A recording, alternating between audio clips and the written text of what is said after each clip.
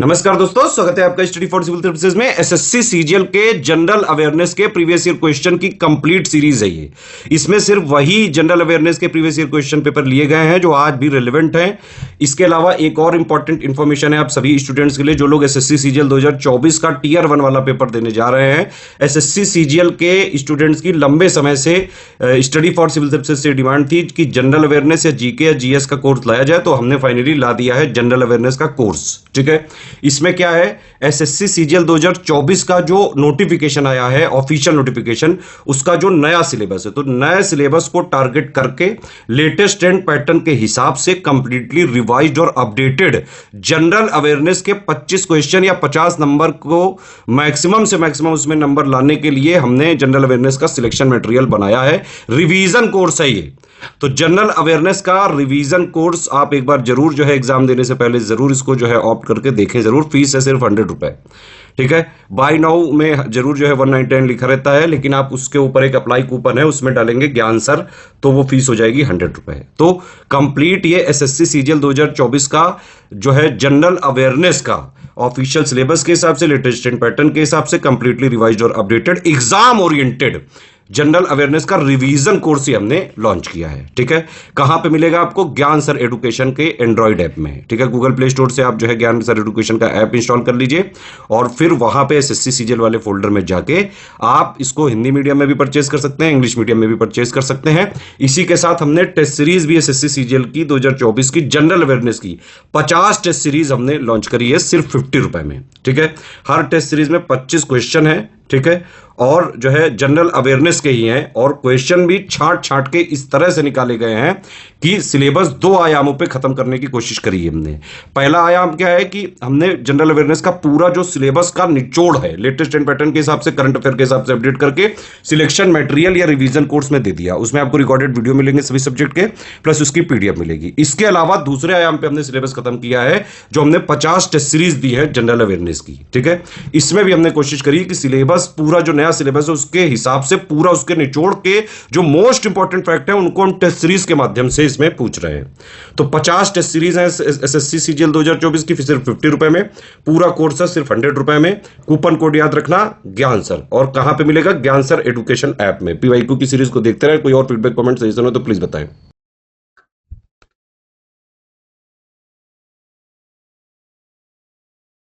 नमस्कार, आप सभी का स्वागत है स्टडी फॉर सिविल सर्विसेज में। और मैं विष्णु सर आपका स्वागत करता हूं एसएससी के पीवाईक्यू में। तो इससे पहले हम लोगों ने 6 क्लास को किया, आज हम लोग 7वां क्लास करने जा रहे हैं और पूरी कोशिश है कि आपको पीवाईक्यू कम समय में आपको हो भी जाए और ज्यादा से ज्यादा आप उसको रिविजन कर पाए। तो चलिए शुरुआत करते हैं आज के क्लास का। पहला क्वेश्चन आपके समक्ष आ चुका है।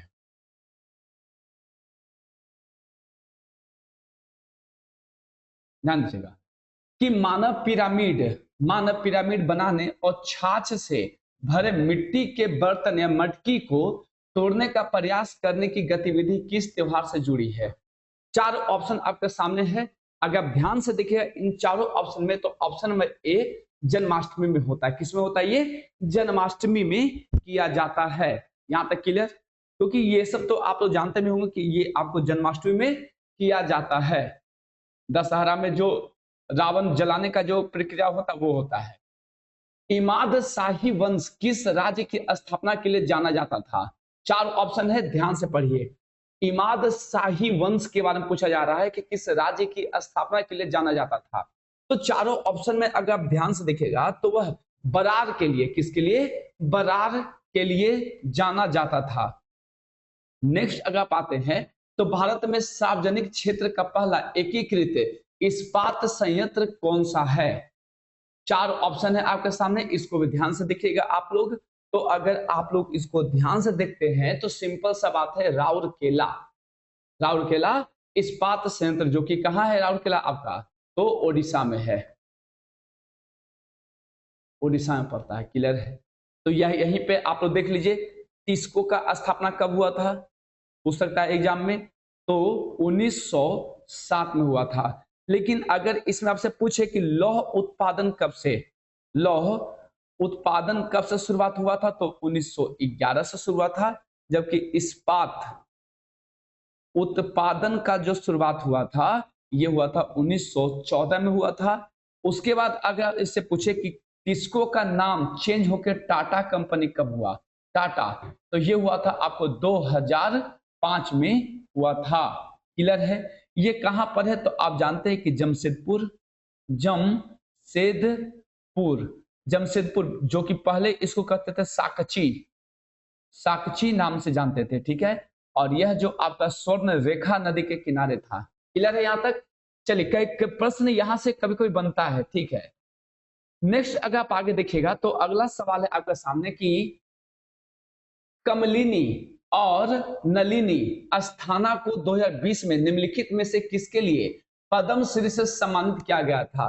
तो ये तो उस समय का करंट अफेयर है। तो कथक को विश्व स्तर पर पढ़ाने और प्रचारित करने के लिए कथक आपको कहां पर होता है तो यूपी में होता है। उसी तरह से आप कथक कली जानते हैं कि आपको केरला में होता है। ये सब आपको पहले से याद करवाते आ रहे हैं हम। नेक्स्ट अगर आपसे पूछेंगे हम कि भारतीय संविधान के किस भाग में राज्य के नीति निर्देशक सिद्धांत शामिल किया गया है? 4 ऑप्शन है आपके सामने, ऑप्शन करेंगे तो अगर बात करते हैं राज्य के नीति निर्देशक सिद्धांतों के बारे में तो ये भाग कितना में है? 4 में है। क्लियर? भाग 4 में है, यहां तक ध्यान देना है। भाग 4 में, भाग 3 में क्या है तो मौलिक अधिकार है, मौलिक अधिकार है, जो कि आपको आर्टिकल 12 से लेकर के 35 तक आता है। और डीपीएसपी का बात करेंगे तो आर्टिकल 36 से लेकर 51 तक आता है। अगर इसे बात करते हैं इसके बाद तो इसके बाद संघ के बारे में कहा गया जिसमें राष्ट्रपति, प्रधानमंत्री सब आ जाएगा आपको। और इसमें आता है राज्य, आता है क्या आता है? राज्य। अगर बात करते यहाँ से आपको और कुछ इंपॉर्टेंट इसके बारे में तो आपको सबसे इंपॉर्टेंट यहाँ से आर्टिकल 40 याद रखना है। आर्टिकल 40 में क्या है तो पंचायती राज के बारे में है। किसके बारे में? पंचायती राज। और इसी को क्या कहते हैं तो इसी को हम लोग कहते हैं गांधी प्रिंसिपल या गांधी सिद्धांत, गांधी सिद्धांत के रूप में भी इसे जानते हैं, गांधी सिद्धांत।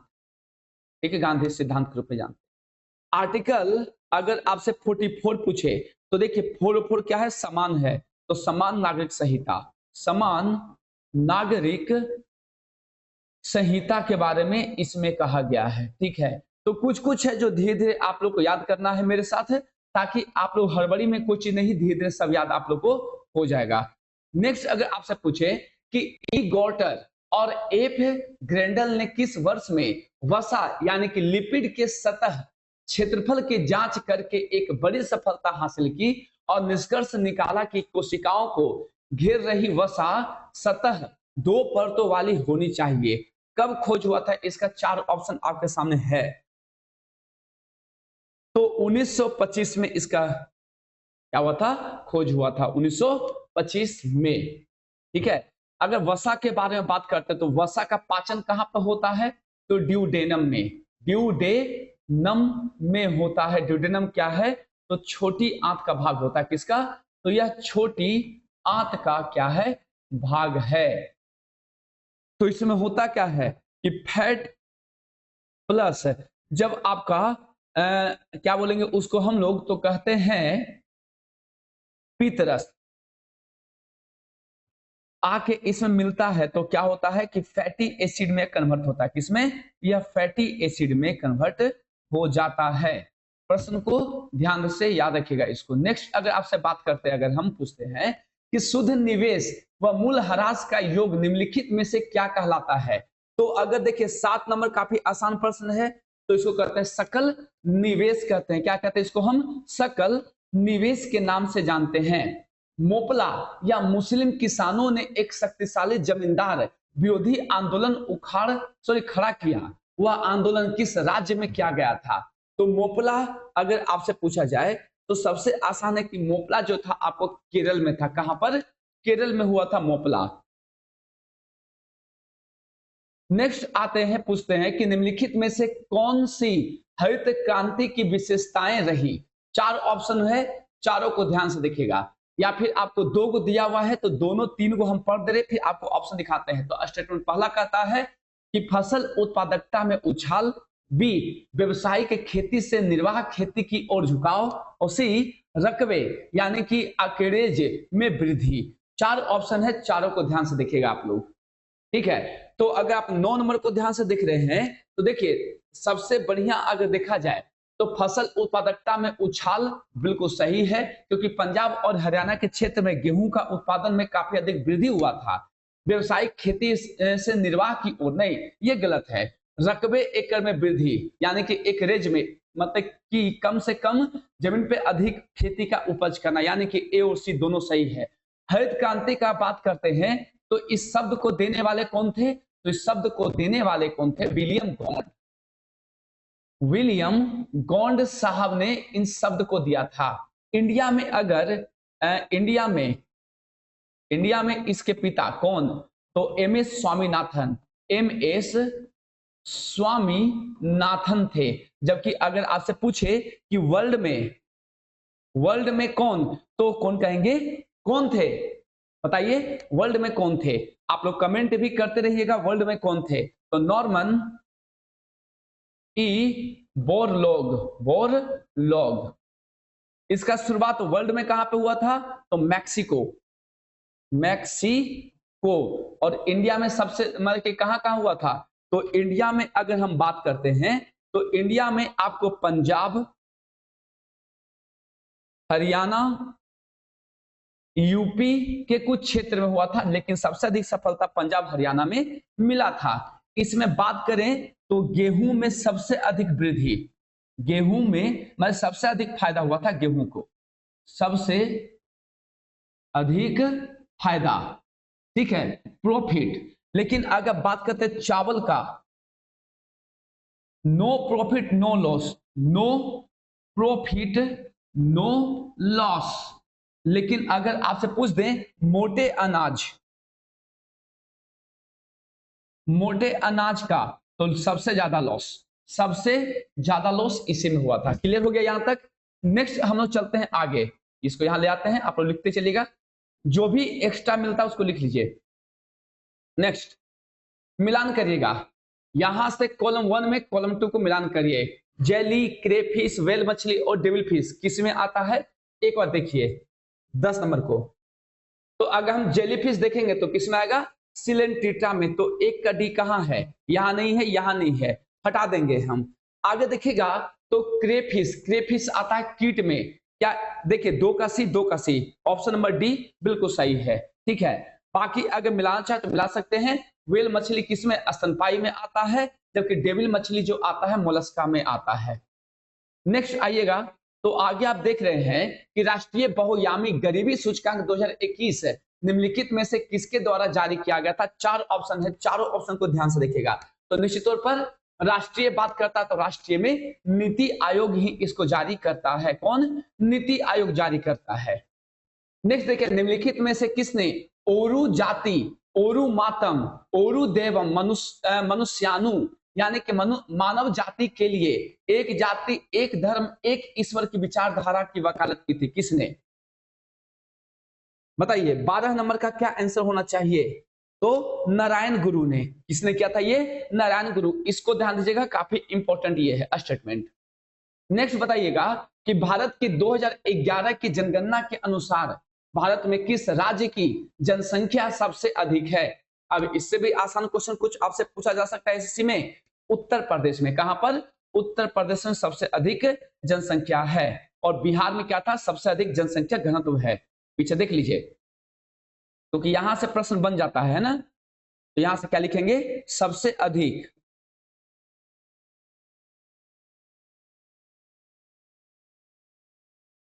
जनसंख्या क्या है यहां पर? घनत्व है, ठीक है। और सबसे कम कहां पर था? तो अरुणाचल प्रदेश। अरुणाचल प्रदेश में सबसे कम क्या? जनसंख्या घनत्व, सबसे कम जनसंख्या घनत्व। नेक्स्ट आगे चलिएगा, बताइएगा कि प्रसिद्ध भौतिक विज्ञानी विक्टर फ्रांज हेस निम्नलिखित में से किस खोज के लिए मशहूर है? तो ब्रह्मांडीय विकिरण के लिए काफी मशहूर थे, खोज के लिए। नेक्स्ट आइएगा तो बताते चलिए आप लोग कि हैरी कैवेंडिश ने पृथ्वी के द्रव्यमान और घनत्व के साथ गुरुत्वाकर्षण स्थिरांक के मापन का वर्णन कब किया था? काफी इंपॉर्टेंट प्रश्न है आपके लिए। 15 नंबर बताते चलिए। तो जून 1798 में इन्होंने क्या किया था कि गुरुत्वाकर्षण जो स्थिरांक होता है उसका वैल्यू को दिया था। क्या दिया था? उसका वैल्यू। वैल्यू क्या होता उसका? तो 6.67 इंटू 10 टू द पावर कितना? 11, 10 to the power 11 newton metre square per KG square होता है। इसको भी ध्यान में रखना है आपको, ठीक है। और साथ ही साथ इनका नाम और क्या होता है? हाइड्रोजन के खोज के लिए, हाइड्रोजन की खोज भी इन्होंने ही किया था।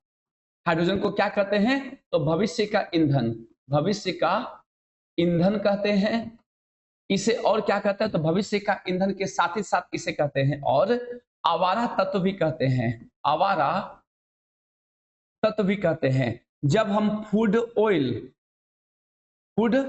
के ऊपर से हाइड्रोजन गैस को प्रवाहित करते हैं, किसके प्रेजेंस में? तो निकल कैटालिस्ट के प्रेजेंस में। तो ये क्या होता है? वेजिटेबल ऑयल्स में कन्वर्ट हो जाता है, वेजिटेबल ऑयल में कन्वर्ट हो जाता है। देखिए जो जो फैक्ट लिखाते हैं उसको ध्यान से सिर्फ देखते जाइएगा। आईओसी कार्यकारी बोर्ड की बैठक के निम्नलिखित में से किस सत्र में ब्रिस्बेन को 2032 के ओलंपिक और पैरा ओलंपिक की मेजबानी के लिए वोट दिया गया है? तो 16 का हो जाएगा ऑप्शन नंबर ए, टोक्यो में आयोजित जो 138वां सत्र था उसमें।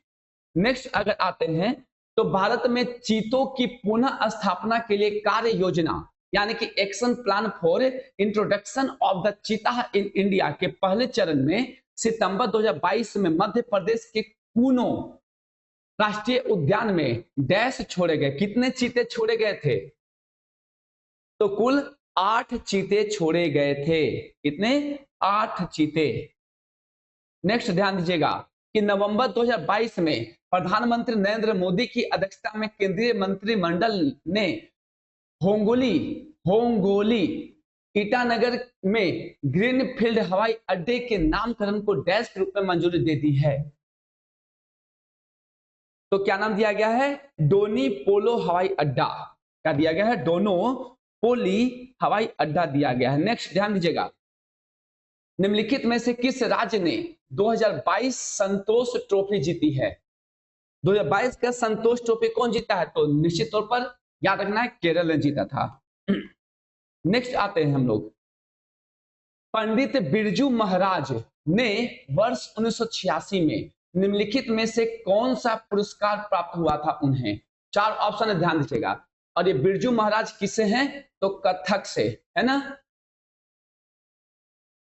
कथक से संबंधित हैं। मैक्सिमम के लास्ट में जहां जहां महाराज आएगा तो 99% समझिएगा कि वो कथक से ही संबंधित हैं, ठीक है। तो 20 का आंसर हो जाएगा पद्म विभूषण अवार्ड इन्हें मिला था। क्या मिला था? पद्म विभूषण अवार्ड से इन्हें नवाजा गया था। नेक्स्ट बताइएगा आप लोग कि राज्य विधान परिषद की संरचना के संबंध में निम्नलिखित में से कौन सा ऐसे कथन सत्य है या है? पहला स्टेटमेंट, परिषद के सदस्यों की अधिकतम संख्या विधानसभा के कुल संख्या के 1/3 पर निर्धारित की गई। बी, परिषद के सदनों की न्यूनतम शक्ति 40 निर्धारित की गई है। सी, परिषद के सदनों की कुल संख्या में से 5/6 सदस्य अप्रत्यक्ष रूप से निर्वाचित होते हैं और 1/6 सदस्य मनोनीत होते हैं। डी कह रहा है कि राज्यपाल द्वारा किए गए मनोनयन या फिर मनोनीत सदस्य को न्यायालय में चुनौती दी जा सकती है। बताइए कौन कौन सा स्टेटमेंट सही है?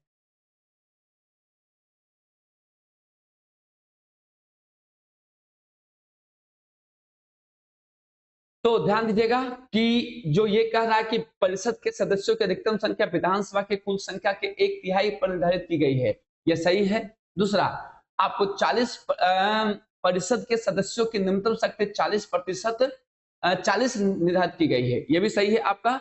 और परिषद के सदस्यों की कुल संख्या में से कुल 5/6 सदस्य अप्रत्यक्ष रूप से आते हैं और 1/6 सदस्य मनोनीत होते, ये सही है, लेकिन ये गलत है। तो यानी कि ए, बी और सी, यानी कि ऑप्शन नंबर सी बिल्कुल सही है आप। नेक्स्ट अगर हम लोग आते हैं तो भारत सरकार द्वारा लोकसभा को दिए गए एक लिखित उत्तर के अनुसार 20 जुलाई 2022 तक असंगठित क्षेत्र के लगभग डैश श्रमिक ई श्रम पोर्टल पर पंजीकृत हैं। तो कितने? 28 करोड़। 28 करोड़। नेक्स्ट, पश्चिमी हिमालय में जल संचयन प्रणाली की पहचान करें। गुल, खरीन, इनमें से कोई नहीं, या जोहार। तो क्या हो जाएगा? गुल। ठीक है, यह एक क्या है? जल संचयन की प्रणाली है। बताइएगा निम्नलिखित में से किसने इंडिका पुस्तक लिखी है जिसमें मौर्य राजवंश के शासक के समय में भारत का वर्णन किया गया था? तो मेगास्थनीज। ये कौन थे? तो सेल्यूकस निकेटर के राजदूत थे, जो कि किसके दरबार में आए थे? तो ये आए थे चंद्रगुप्त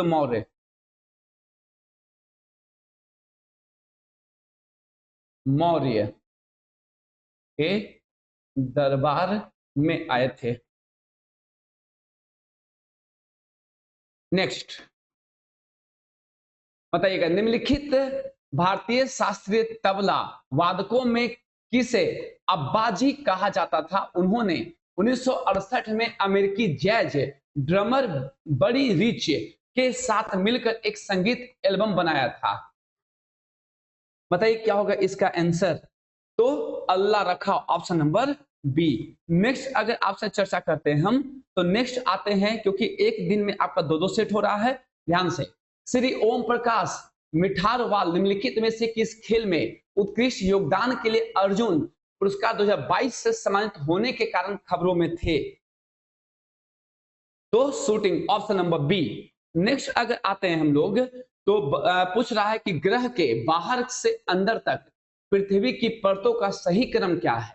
4 ऑप्शन है, ध्यान से। सही क्रम क्या है?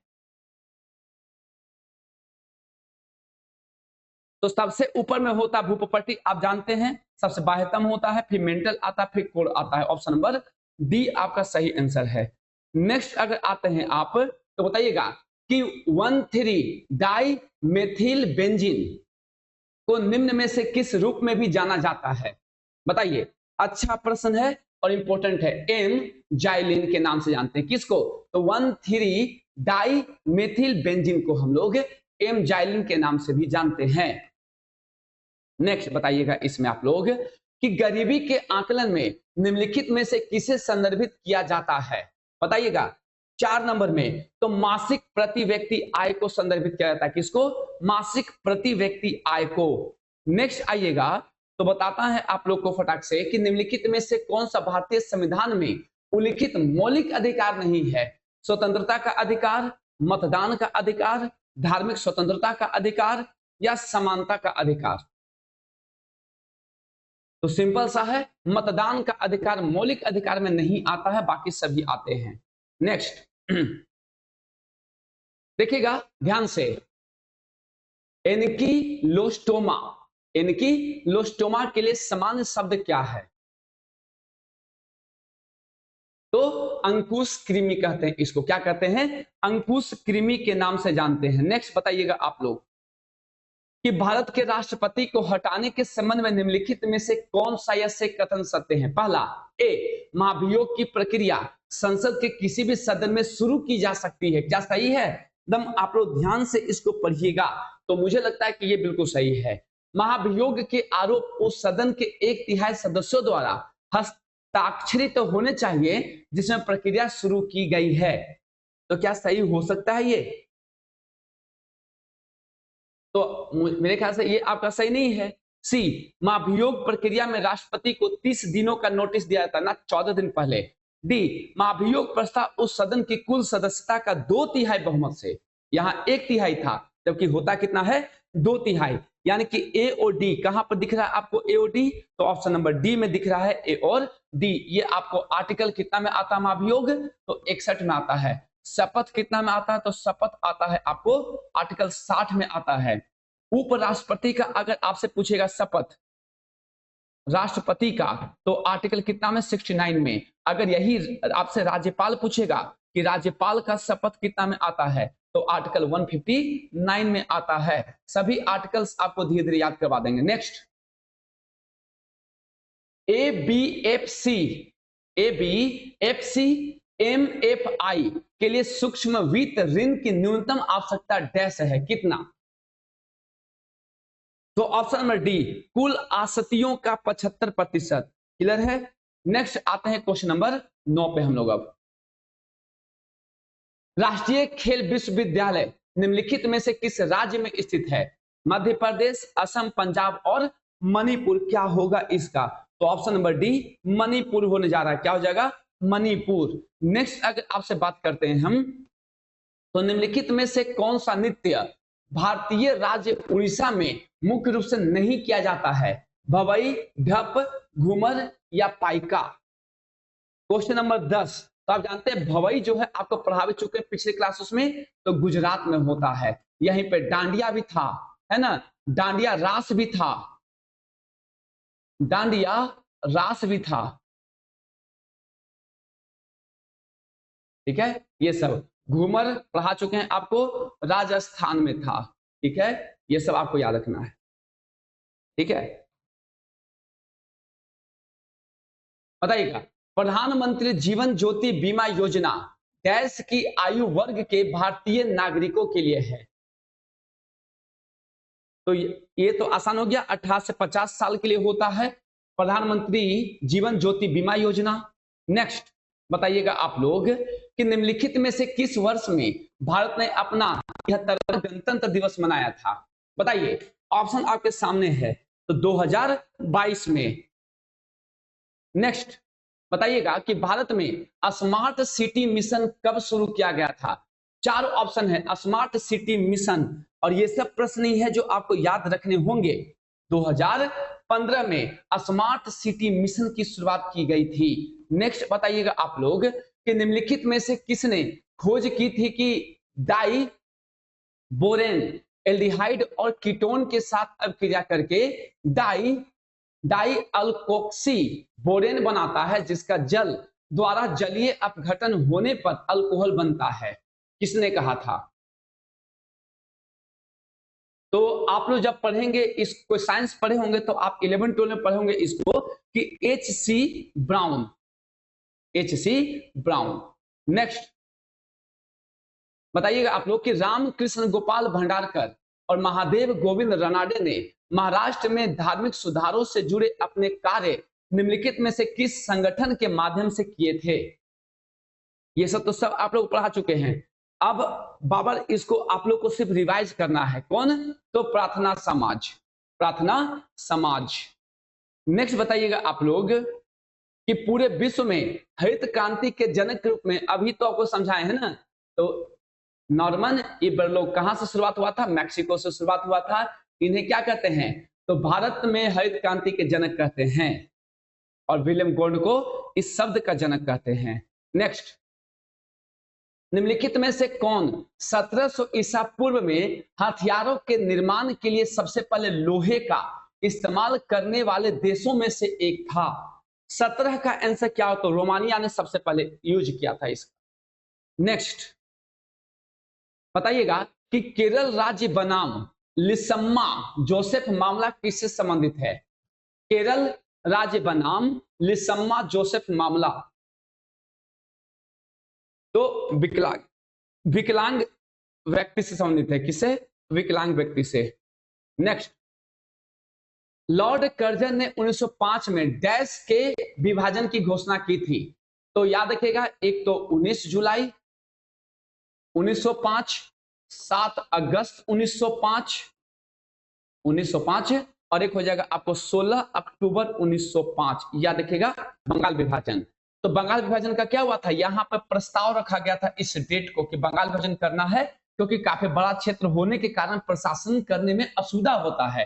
7 अगस्त को क्या हुआ था कि कोलकाता के टाउन हॉल में, कोलकाता के कहां पर, तो टाउन हॉल में बंग भंग आंदोलन, बंग भंग आंदोलन, आंदोलन या फिर इसी को कहते हैं स्वदेशी, स्वदेशी आंदोलन, आंदोलन तय हुआ था। ठीक है, 7 अगस्त को ही हथकरघा दिवस मनाते हैं हम लोग, हथकरघा दिवस भी मनाते हैं। 16 अक्टूबर 1905 को बंगाल विभाजन हो गया था, बंगाल विभाजन हो गया, बंगाल विभाजन हो गया, तो उस दिन शोक दिवस मनाया गया था, इसी को लेकर के शोक दिवस।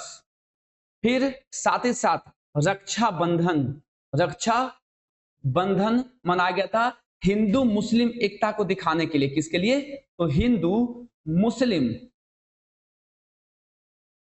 एकता के प्रतीक के रूप में। नेक्स्ट चलते हैं आगे हम लोग। बताइए कि सिंहराज अधाना का संबंध निम्नलिखित में से किस खेल से है? 20 नंबर, तो 20 का आपको आंसर हो जाएगा निशानेबाजी से, सिंहराज अधाना। नेक्स्ट बताइएगा आप कि किस पौधे को एक हानिकारक खरपतवार माना जाता है जिसमें परभक्षियों से बचने के लिए रासायनिक रक्षा तंत्र होता है? 4 ऑप्शन है, ध्यान से। तो option number B calotropis, calotropis, option number B. Next, Karnataka संगीत की उत्पत्ति निम्नलिखित में से किस राजवंश से संबंधित है? कर्नाटक संगीत का पूछ रहा है, तो ध्यान रखिए कि ये विजयनगर अंपायर से है, काफी फेमस है, विजयनगर अंपायर से, जो कि तुंगभद्रा नदी के किनारे था, है भी, क्योंकि अब तो अवशेष बचा हुआ है। पंडित जसराज, भीमसेन जोशी और जाकिर हुसैन किस संगीत रूप से जुड़े हुए हैं? काफी इंपॉर्टेंट प्रश्न हम हर क्लास में कर रहे हैं कि ऐसा प्रश्न को छोड़ना नहीं है। तो अब क्या हो जाएगा? हिंदुस्तानी शास्त्रीय संगीत। नेक्स्ट आते हैं, बताइएगा कि भारतीय पंचांग के अनुसार बसंत ऋतु किन महीनों में आती है? 4 ऑप्शन आपके सामने रखा गया है, तो चैत्र, बैसाख। ठीक है, नेक्स्ट प्रश्न, आज के क्लास का आखिरी, निम्नलिखित में से किसमें योगदान के लिए गुरु शशधर आचार्य, गुरु शशधर आचार्य को 2020 में पद्म श्री से सम्मानित किया गया था? 4 ऑप्शन है, चारों को ध्यान से देखिएगा। तो छऊ नृत्य के लिए, किसके लिए? छऊ नृत्य के लिए। और ये जो छऊ नृत्य है ये आपको झारखंड के साथ, बिहार के साथ आपको ओडिशा में भी काफी फेमस है।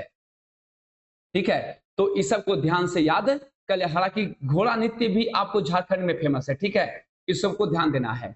तो ये रहा आज का क्लास।